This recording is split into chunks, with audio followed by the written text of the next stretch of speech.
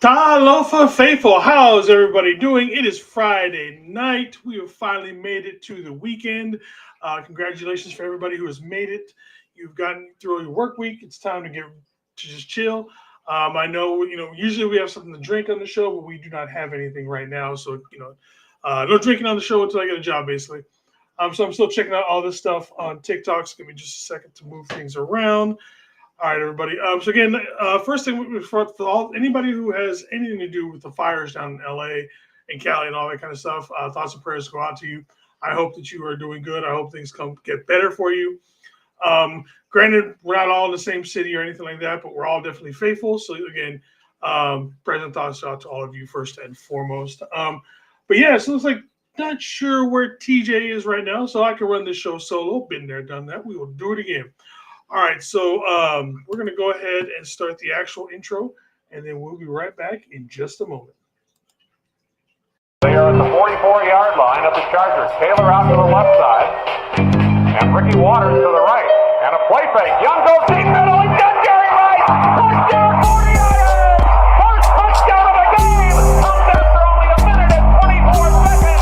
44 yards. Touchdown pass to Rice. He sets another record. You are now tuned in to NFL Weekly News Wrap, brought to you by Power Brand Systems.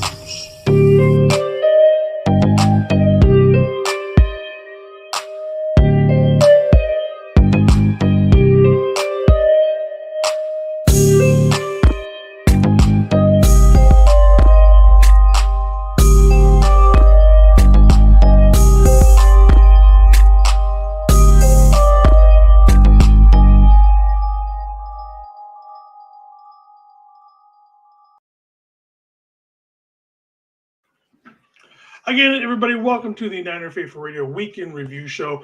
A little bit of a different show. Obviously, this week we do not have the preview or anything like that, but we definitely still have stuff to talk about that has happened this week throughout for the 49ers. Obviously, we had the end of presser conference by Lynch and Shanahan. Been some coaching changes. Might have been a promotion. There's some stuff that is still happening that I just found out about 10 minutes before going on the air, so I had to kind of flip up the schedule real quick. But other than that, like that, so we will go ahead and get started. For those of you who are watching on YouTube, or TikTok, Instagram, or Twitter, and want your comments to show up on the actual on air like this, guys, it's there. Make sure to follow us on Niner Faithful Radio on YouTube and or Facebook. That way, you can see all of the. That way, all your comments get seen. Sorry, I am just off of it today. I'm still being a little sick and everything like that, so everything's off. But again, like I said, so we'll get this. Go ahead and start it again.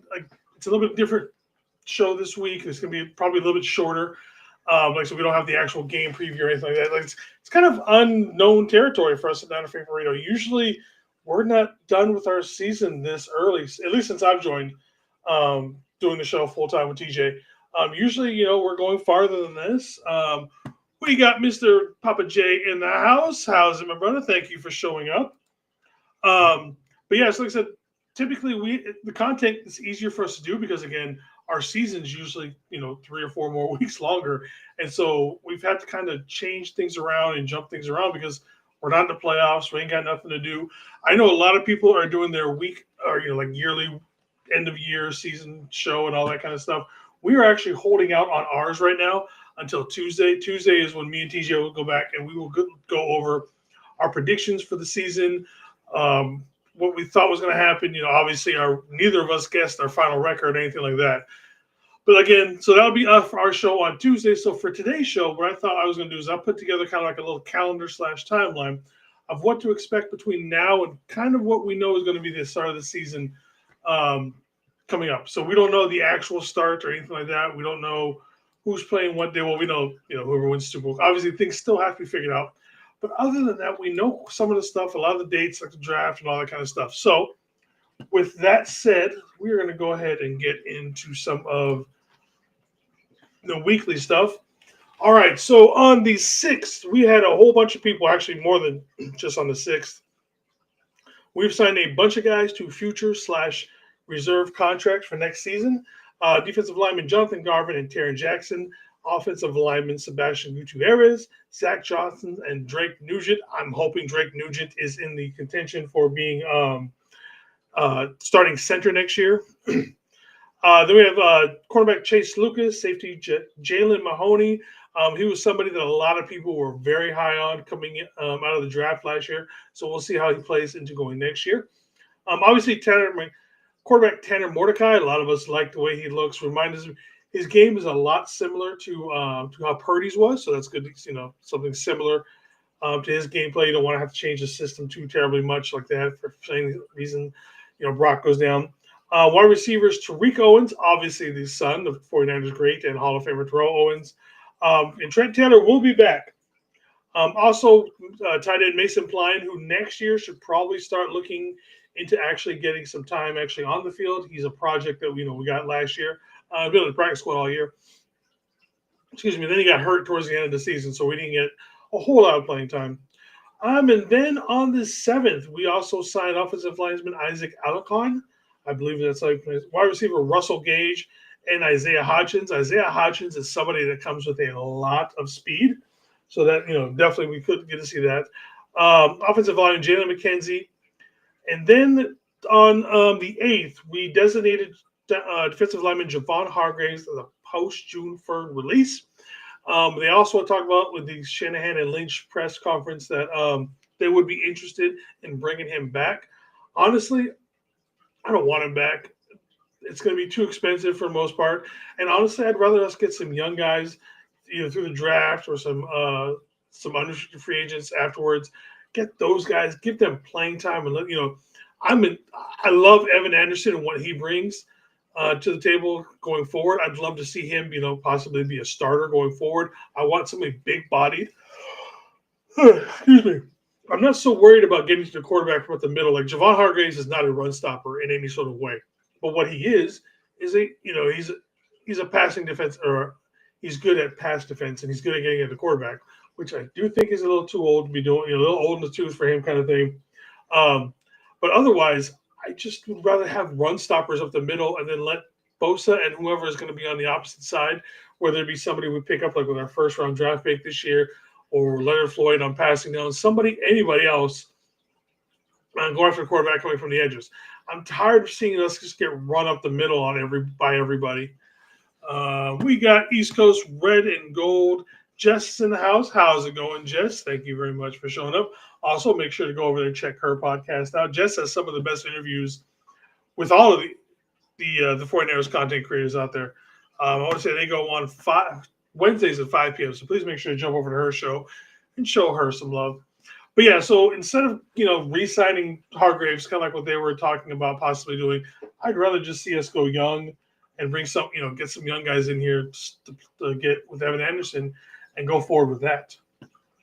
All right, so next one. All right, we got some all pros on the team now. Fred Warner, congratulations! You are now you are first team all pro. Let's be honest with this one. George Kittle got snubbed.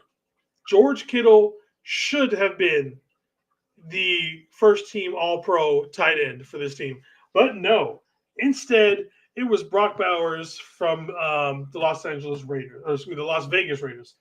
And I'm not saying that Bowers had a bad year at all, but come on, let's be honest. Kittle is still the torchbearer when it comes to this. Kelsey had a bad year. Kittle had almost, pretty much over 1,000 yards, pushing, I think 8 touchdowns on the season. I mean, a team where he's not even the focus of the offense, where a lot of times Bowers was the focus. Again, huge snub. And I'm not saying that necessarily as someone who dislikes Brock Bowers.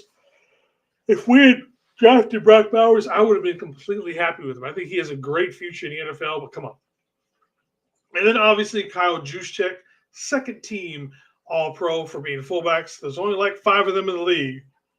But yeah, so congratulations to these gentlemen. It's good to see these guys get out, get some recognition. Definitely another snub on there was, Demo. Demo should have for sure been a first team All-Pro kind of a thing. So again, but congratulations. And that, as far as Demo is concerned, that's just going to, drive him even harder next year to get even better. All right. Excuse me for the yawning. I don't know why I'm so tired tonight. All right, so we've got some coaching changes. Obviously, special teams coordinator Brian Schneider. See ya. It's weird with Brian Schneider because when he was in Seattle up here, he had a very good special teams unit. Also helped that he had a coach who's specifically wanted a strong special teams unit. Say what you want, Kyle. We know Kyle's basically said he just doesn't want them to lose. Well, instead of just asking them to just not lose, how about putting more effort into it to make sure that they actually produce stuff. We get some positive plays on it for the most part. Got Papa J here, East Coast Red and Gold. Good job, Papa J. Like I said, they just out there. They do some of the best interviews. They've had Jesse Sapolo. They've had family members from the Kittle on there. They've had a ton of people on there. Like I said, she gets some of the best interviews with coaches or with players and former players and stuff like that. So please make sure to go show some love over to there when she gets on. Like I said, I want to say it's Wednesdays at 5 p.m. Just correct me on that one if you can. And the reason why we have got Nick Sorensen bobbling around the edge there is because Nick Sorensen is out as defensive coordinator for the 49ers. Mr. Vanilla, I don't know how to adjust to shit himself, will not be doing anything. Just a second. I've also got the game, the Ohio State-Texas game on. For those of you who are interested in that game, there's probably one or two guys in this game, if not more, that will be on the 49ers next year. Ohio State is winning 7-0 with about 50 seconds left to go in the second quarter. So I'm kind of listening to that at the same time as I'm doing the podcast. Because like I said, I'm trying to watch this because there's quite a few guys in this game that are a good chance to be on the Niners. But back to Sorensen, the man could not make adjustments to anything. We gave up fourth quarter touchdowns in every single game this season. Still, we didn't blitz for shit. We hardly ran any stunts up front. Absolutely terrible. That said, they do want him to be back with the team in some sort of a capacity, whether it's him going to be switching over to being the special teams coordinator, or going back to maybe being the ball czar, which is what his job was prior to being the defensive coordinator. And to be honest, when he was the ball czar, he did an amazing job. He did a really good job of keeping those guys getting it to where they were able to force fumbles, get picks, all that kind of stuff. So he is good at his job. Good defensive coordinator and calling the plays? Obviously not. We'll see. We'll see if he can take that, if he will take the demotion, still want to stay in house, or will he be like, screw you guys. Let's go do something else. Okay, and then congratulations, not quite yet, to Clay Kubiak to being promoted to the offensive coordinator for the 49ers. It's the first offensive coordinator we have had since Mike McDaniels left to go to Miami. But, ladies and gentlemen, hold on to that. Because despite what you say, apparently, because there wasn't an offensive coordinator position previously, you have to have open basically you have to open the job to the public for the most part. So pretty much anybody who wants to be the offensive coordinator for the 49ers right now can put in their resume, anything like that. It's just a weird situation because why are we going to, if we were not planning on promoting Clay Kubiak to be the offensive coordinator, we would have just, started interviewing people. Obviously, we didn't. Now, I haven't found out whether or not this has anything to do with the Rooney Rule, and that's the reason why, and that's the reason why they still have to go and interview minority candidates.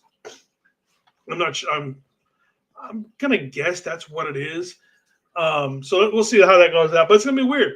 I mean, who are you gonna get to come in to interview for a position when you already know who is going to be the offensive coordinator? So it's kind of a weird thing. Do you bring in? Could you bring back Robert Saleh, for example? Like, hey, man, do you want to be our offensive coordinator? Do you at least want to interview to be our offensive coordinator? So, I mean, it's just kind of a weird situation on how that's going to be going forward with that one. And I just found that out like about less than an hour before I went live with the air. All right, and then we go to the biggest thing that everybody wants to know: who is going to be our our defensive coordinator going into next season? We've got the biggest fairy of them all, Tommy Huxley, in the house. What's up, brother? I know you're still sick, brother, because you told me over on Lawrence's stream. But I hope you feel better. Kick this flu's ass really quick because you've been sick for a minute, brother. But yeah, so thank you for Tommy for showing up. Please make sure to get better, my man. All right. So like I said, this week, Townsend and Robert Saleh had interviews with the team.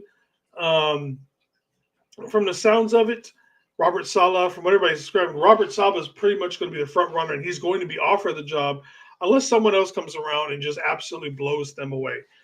Townsend would be interesting because if you look at the Lions, let me phrase it, the stats against the Lions, they're almost like their passing yards against them. It looks like they're not a good defense or like passing defense because Deshaun Watson was the passing defense coordinator and the DB's coach. And they're giving up, I want to say it was like 27th in the league as far as passing yardage per game goes on. But when you're a team like the Detroit Lions are putting up 35, 40 points a game, let's see. Would Kubiak agree? Yeah, no, he's basically it's basically the name as, like you said, an honorary title. Kyle did say that he is going to be still held the play calling duties, but hopefully, if you notice that when Kubiak has been calling the plays, especially during the last game against Arizona, we seem to open up the playbook. We did a lot more things that weren't just standard Kyle Shanahan plays. So maybe like when Mike McDaniels was here, Mike McDaniels could kind of, hey Kyle, you've thrown the ball 96 times in a row. Maybe we should run it. We've run this play twice this game. Why are you calling this one again? Hey man, there's 3 seconds left and we got to do this still. This. So maybe it positions him to get more into the being able to serve more like a lieutenant, someone that Kyle actually has trust in and will let him maybe dictate to him a little bit. Obviously not a whole lot, but someone that is in his ear and he will actually respect and listen to, kind of like what Mike McDaniels did when he was here. Excuse me. But so yeah, Saleh is supposed to be there. Finish up with Townsend. But the reason why they were giving up a lot of yards is because teams were behind on them constantly. And so obviously you're not going to run. They have the 5th best run defense in the league. So you're going to pass on them because obviously you got to you need points and you need points quickly. So you pass. So they gave up passing yards. They're probably playing a lot of prevent defense and all that kind of stuff. So hence the reason why they've got a lot of that. But on the same side, they were 4th in the league in interceptions, which means, they were giving up some yardage, but at the same time, they were very good at making, getting those, shutting some of those drives down with getting picks and being able to stop that kind of stuff. So that's with Townsend. Jeff Ulbrich, my personal favorite, obviously played, his football over at Rainbow Warriors, former 49er linebacker, Jets former or DC and current head coach because they haven't quite hired a coach yet. So, what's going on in this game? Looks like Ohio State just scored again to take the lead with only 30. What the hell did I miss in like the 20 seconds I didn't watch this game? Wow. All right. So this game is getting good. But also with I forgot one more thing with Saleh. The reason why I don't necessarily want Saleh is already taking interviews to be a head coach somewhere. He's going to interview with the Jags on, I want to say, Tuesday. He's got an interview with the Raiders. So that's already 2 teams that are wanting to at least look at him to be a head coach. We get him next year. We have another top 5 defense. We go to the Super Bowl, NFC Championship game. We win it. All that kind of stuff. That puts Robert Saleh right back at the top of being a top head coach candidate. And we're right back in the same position we are right now with looking for a defensive coordinator. So that's my issue with going with someone like Saleh. Not that I will not welcome Saleh back with open arms. It's just that, he gets the defense back up to the standard that it was when he was here. He's gone just like that. So if you get somebody else that's a little bit, lower on the priority, maybe we get to keep like a Jeff Ulbrich 3, 4, 5 years or something along those lines. Let's see. Tommy. Ulbrich was no, you know what? And that doesn't mean he's not going to be a good coach. Right now, he is a good coach. Not everybody who is a great player is going to be a good coach. Not many good coaches were great players. I mean, look at some of the greatest coaches. They weren't all good players. I mean, look at Mike Singletary, arguably one of the greatest linebackers of all time. Decent DC coordinator, terrible head coach. Joe doesn't coach. Steve Young doesn't coach. Tom Brady doesn't coach. There's a reason why a lot of these guys, like it's you as a player, you can see things that you can't describe to someone who doesn't see it, and that's the way it is. But as a coach, you might be able to teach somebody to see something that is so. Yeah. Also, with the what is this? There's a house call from outside. Oh, all right. Yeah, like I said, I'm definitely vested in this game. I want to see, basically, who are, as most of you guys know, if you following some of my posts, I'm a big Kelvin Banks tackle from Texas fan. I haven't been able to actually sit and watch the game for the most part because I've been doing this stuff and a few other things, but I've had in the background playing. So there is that. We also have Brandon Staley, and I know Brandon Staley is someone that is very contentious right now. I mean, they're saying that he was terrible with the 49ers. How do we know? What did we know besides him being the ball czar for the team, basically the same role that Sorensen had previously? What do we know that he did as far as the defense? Well, from what someone like John Chapman was saying, that whenever practice was out there, the first person out there was always going to be Brandon Staley, and he was working with the DBs. Well, if you look at our DBs played very well this year. Demo should have been an All-Pro. It's one of the best in the league. Renardo Green's a rookie, and he's out there starting. We got Marcus Siriotto, cut Jake Moody. I don't know, man. I almost think that with Schneider being gone, him being injured, he's going to be back. At the very least, he's going to be back in training camp, and we're going to have some sort of a battle for being a kicker position. No Staley. But that's what I'm saying. Okay, so again, Tommy, tell me what he did that was so bad with the Niners. Yes, he failed as a head coach with the Chargers. Same thing with players versus players being coaches. Just because he failed as a head coach doesn't mean that he hasn't succeeded as a DC, because he has succeeded as a DC. And for the people who want someone to run something like a Vic Fangio type of defense, 3-4, kind of like what Harbaugh has, that is going to be the closest person that is in the coaching system right now to having that defense. He is a disciple of Vic Fangio. So, again, I don't necessarily want Brandon Staley to be the DC. I think we have other options out there. But my biggest thing is, what has he done where everybody hates him so badly since he came over to the 49ers? I can't figure it out. Other than if you're just going off the fact that he was a terrible head coach. But there's been other people who've been terrible head coaches, but were really good DCs or offensive coordinators and vice versa. So, I mean, I haven't been able to figure out what anybody absolutely hates about that. Some of the other candidates people are talking about is Eberflus coming off of Chicago. Obviously, he has been fired and probably looking for a job. Lou Aramano, I believe is how you pronounce it. I can never pronounce his last name correctly. Very intuitive when it comes to defense, does a lot of creative things, did a lot with a whole lot of nothing for the Bengals the last 4 years. And I think that basically with this year, his cabinet was finally completely bare to the point where he just finally couldn't do anything. So we will see going forward what kind of, if he's a possibility. And then hear me out, ladies and gentlemen.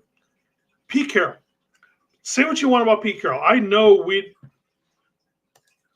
did he really? Which one are you speaking of there, Marcus?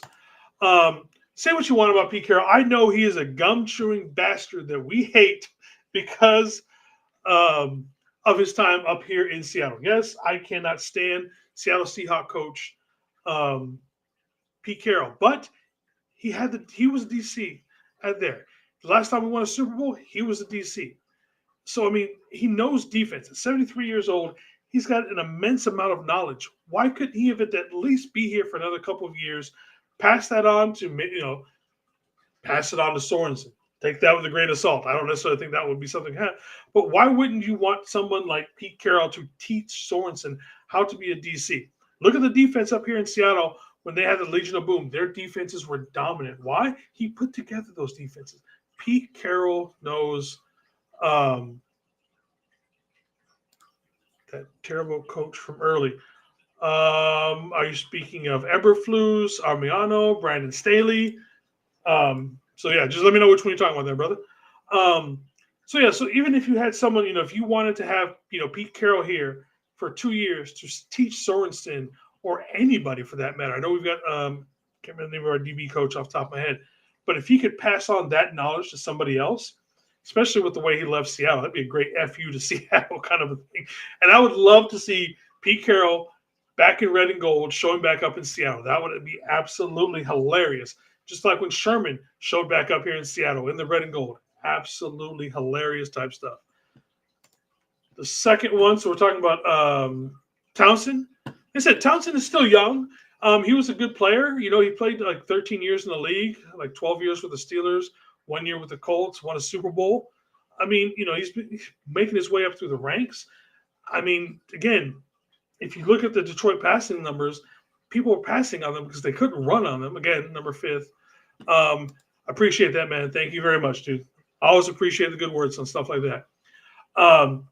But yeah, so you couldn't run on the Lions because they were stolen wall, even though they were down to like their 14th defensive lineman. The Lions' defensive line was like the opposite or like the mirror image of our offensive line.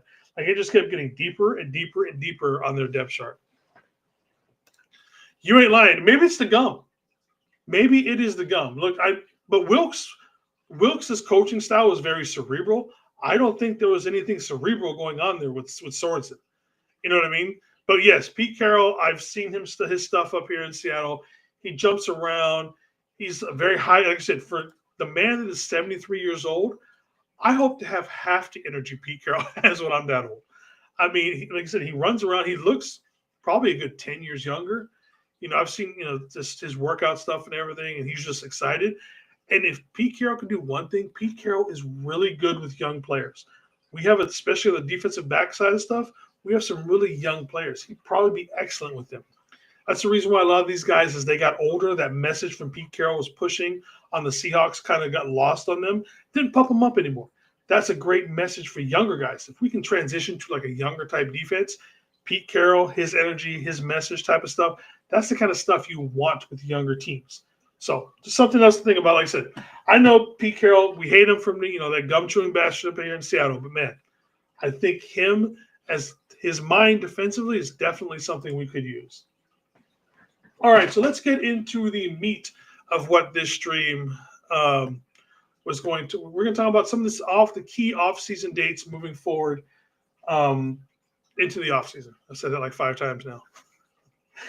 Sorry, still not feeling good, and I'm not sure where my brother is, man. Usually TJ, he at least tells me if he's not going to be here, so I'm just running this solo tonight. All right, so for the rest of this month, obviously this weekend we've got the wild card. Let's see. I'm going to be going for the Chargers, the Steelers, the Bills, Commanders, and I think I have to go for the Packers, considering if I don't go for the Packers in this household, my wife might stab me in that game. Also, I'm gonna go for the Vikings. Actually, you know what? Because I can't stand Sam Darnold, I'm going for the Rams. I despise Sam Darnold. Also, for those that didn't know, the game that was supposed to be in LA between those two has officially been moved over to Arizona. Why they didn't put it in one of the other California cities, I have no idea. But anyways, I guess the Fires are only like 15, 20 minutes away from the stadium over there in LA. So they moved it for the air quality and safety issues. So that game will be played in Arizona on Monday. The moment you've all been waiting for. And then obviously next weekend, we've got the divisional playoffs. Also, next week on the 20th, it's your boy's birthday. Also on the 20th, I always say my birthday is only important twice, or once every 4 years.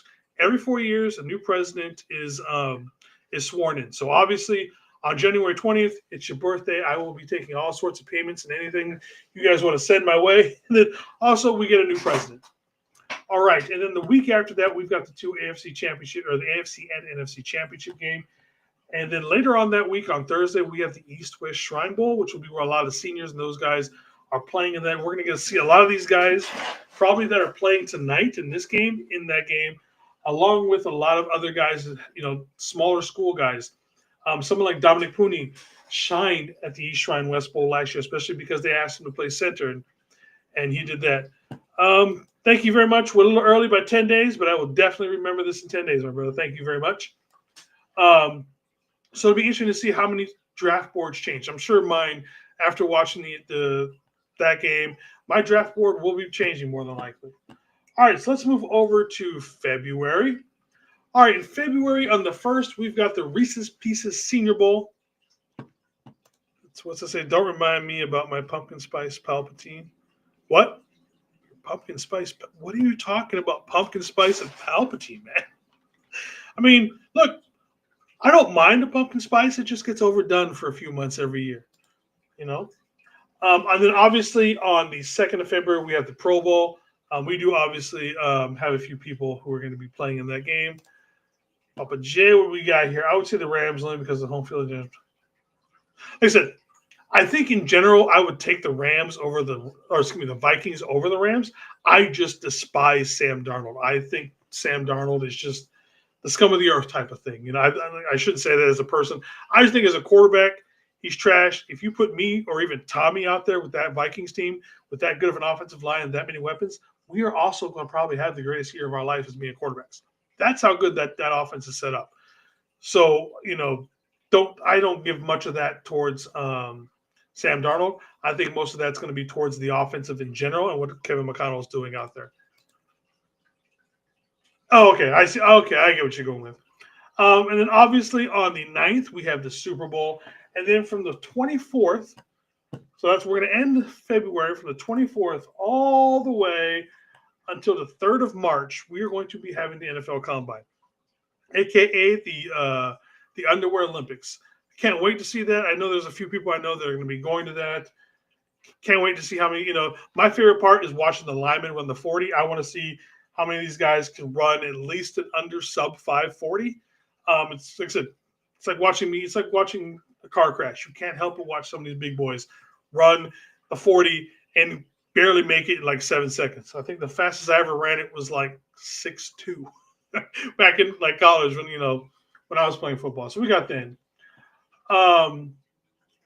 Then on there we have the end of the franchise transition designations. Obviously, that's when we start tagging everybody. And then next month we have legal tampering, aka we're not actually allowed to do anything, but we are allowed to talk to you. It's the dumbest thing ever when they call it legal tampering. Just open it up. Just say that, hey, you can start negotiating with guys. Hopefully a new kicker. Yeah. Let's not draft a kicker this time. Can we, let's not waste a draft pick on something that can easily be picked up off the street kind of a thing. So yeah, definitely no more drafting kickers in any round. Not even in the 7th round. Just pick somebody up, invite them to camp, and have them kick it out. And then obviously on the 12th will be the official start of the 2025 season at 4 p.m. This week, for that week, we will not be doing a Tuesday show because obviously all the you'll hear rumors and stuff. A lot of it's going to be confirmed for the most part. Like, this person has been going to go in this person. Brock's going to sign for this. This person's going to go with this team. So you're going to know for the most part, but none of that will be official because you can't sign or do anything until 4 p.m. on the 12th. So on the 12th at 4 p.m., or excuse me, probably 4:30 on that day, me and TJ will be live on Wednesday instead of Tuesday, simply because not a whole lot's going to be going on the 11th. Everything's going to start on the 12th. And that's the official start because we start our new season for the show the same day the NFL League does. So we'll be starting season 9 of Niner Free for Radio again on the 12th. I could get a better kicker at Home Depot. Yeah, you probably could, honestly. I mean, at the worst, you could get one just as good as Moody. And I realize that that's a low bar to get over. But again, if you didn't want to look at Moody anymore because you were just tired of it, you could get the same production out of someone at Home Depot. Ray Finkel, Jake Moody. Hey, you know what, though? The thing, yeah, I was going to say that he was good, but Moody was also kicking pretty well last year until whatever happened. They're going to – I know that they're going to say that the high ankle sprain and everything was part of it. And, yes, that is part of it. But Kyle did not do him any favors by putting him out there with that 58-yarder. That's the one that broke him. All right, and then to end that month out, we have the annual league meetings. I'm not sure where that's going to go. That's going to go, and then I think this is in April. Yeah, now we're in April. Sorry about that. So obviously the league meetings are going to the 2nd. New coaches can begin their off-season training activities on the 7th. And then if you're a returning coach, which obviously the 49ers were not getting rid of Kyle. Sorry, everybody who thought Shanahan was going to get fired. Was never going to happen. We'll be starting our off training. And then the big 3 days that we all love, April 24th, 25, and 26th, the NFL draft, where currently the Niners have the number 11th pick. Kelvin Banks, please. But obviously, the 25th is the day we're going to see a lot of things. A lot of this team is going to be built by what we do here on Friday. As far as the show is concerned, we will be live for every draft pick from beginning of the draft till the end. That's something that we started last year. Seems that everybody likes that, and so we're just going to keep going. And, that's when we start bringing people in. If you guys want to talk about the draft pick and just hang out with us in general, it's a good time to watch shows then. All right, man. Then we go into June. And then on the 1st of June, we got the 5th-year option special teams coordinator. If you were asking if he was fired, yes, he was. Exclusive for weather, the footprint, the whole. Yeah, I know.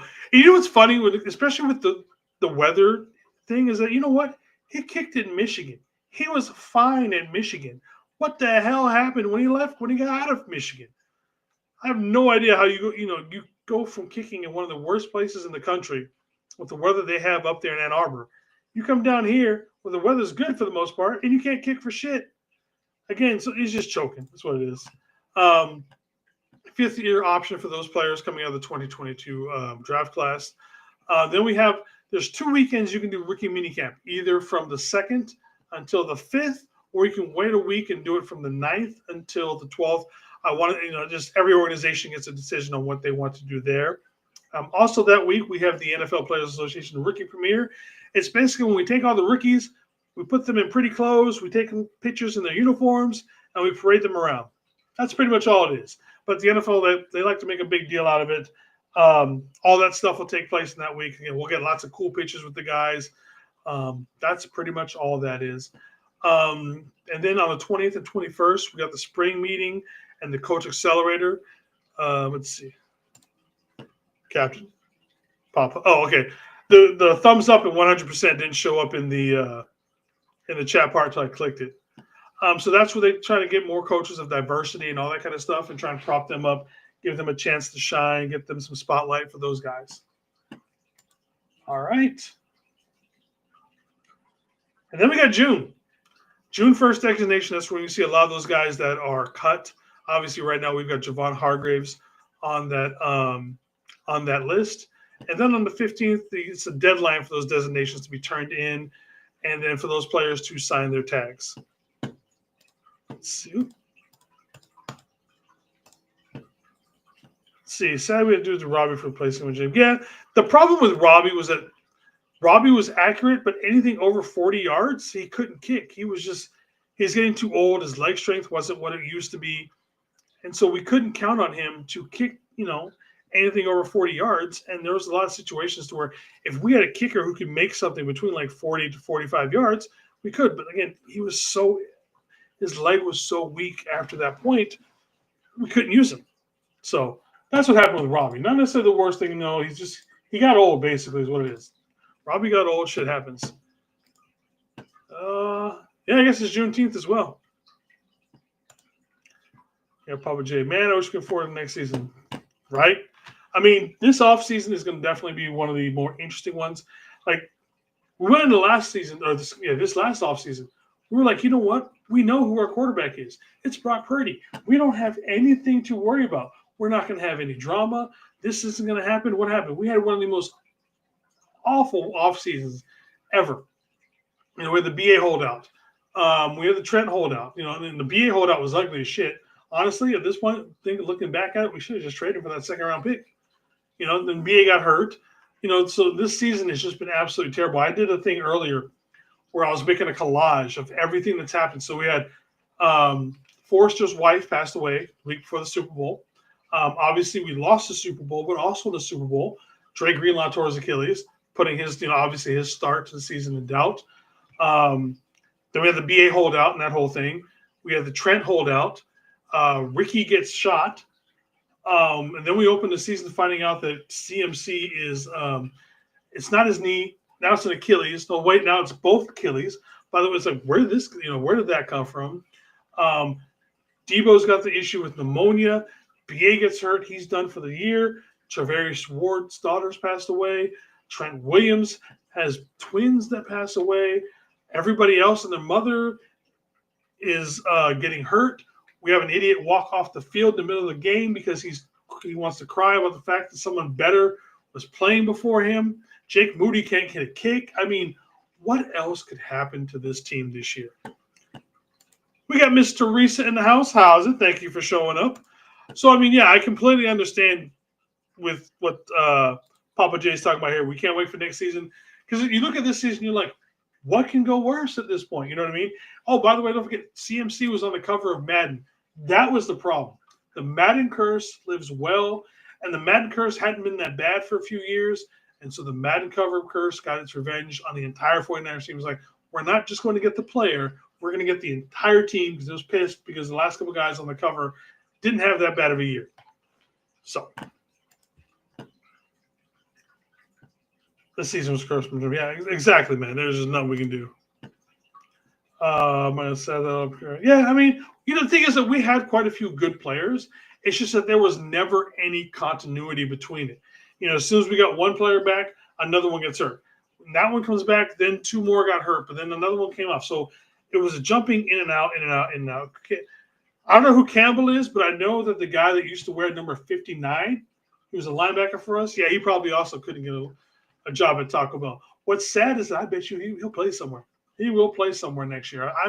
If someone gets hurt, there's always a rash of injuries in spring and training camp or something like that. I bet you he gets signed somewhere.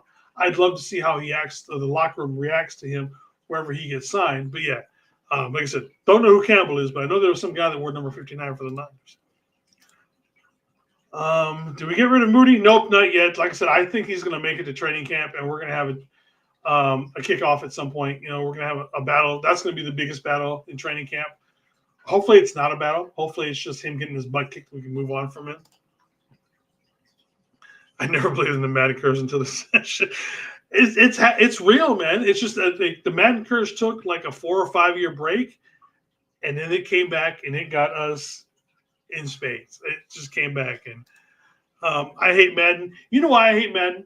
Besides the curse aspect of it, because Madden, I've bought Madden every year for the last 20 years. It's the same fucking game. They don't make changes to anything worth a damn. They change stuff that doesn't need to make change. They still don't update things on time. But yet, here's my $75 every year because I'm a jackass because I want to make content with it. That's the problem with Madden. The whole Madden game is simulation. The simulation is funny because I think the simulation is fun. Dan Campbell. Oh, okay, I got you. Dan Campbell. That's the guy he means. All right. All right, everybody. I think that's it for tonight. Again, thank you for everybody who showed up for our weekend review show. No show tomorrow on Saturday. Obviously, we got nothing to report. But again, follow us on Tuesday. Me and TJ will be back. We'll be doing our full year in review show, giving out our awards for, best defensive player, best play, blah, blah, blah. Honestly, just give everything to Juwan Jennings. Let's be honest. Juwan Jennings is still out there blocking people and getting flags and getting into fights and all that kind of stuff. So give everything to Juwan Jennings. We can no longer call him 3rd and 1. He's 3rd in everything. But again, everybody, thank you for joining the Niner Faithful Radio Weekend Review Show. Fafatai Te Lava. One love, Faithful.